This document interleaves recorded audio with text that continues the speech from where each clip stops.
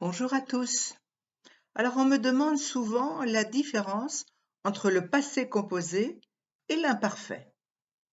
Comment distinguer l'utilisation de ces deux temps? Je vais commencer par le passé composé. Eh bien, ce sont des actions concrètes et terminées dans le passé. Exemple, hier midi, je suis allée voir ma voisine malade et ensuite j'ai appelé mon fils.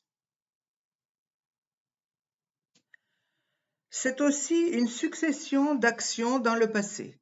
Samy s'est levé à 8 heures, il a pris son petit déjeuner et est allé faire quelques courses au magasin.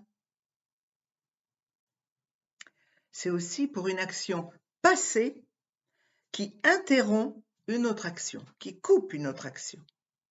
Exemple, je dormais quand le téléphone a sonné.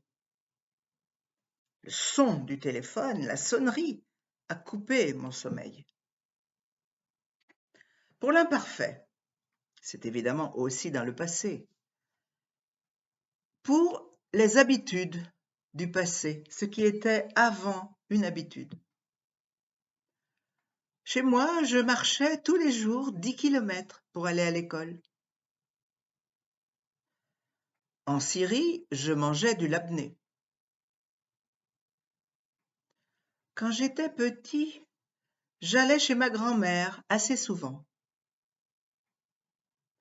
Bon, c'est utilisé aussi pour décrire, des descriptions. J'ai vu une femme. Elle était brune et avait les yeux noirs.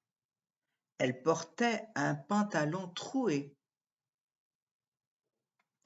C'est aussi pour deux actions en même temps. Marie lisait son texte pendant que son mari préparait le dîner.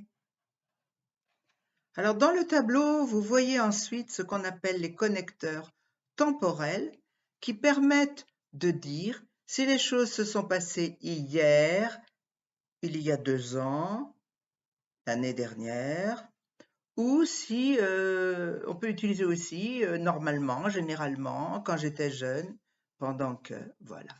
Donc, essayez de bien comprendre déjà les exercices et ensuite vous verrez les connecteurs qui y sont accrochés. Voilà, bon courage pour étudier cette leçon.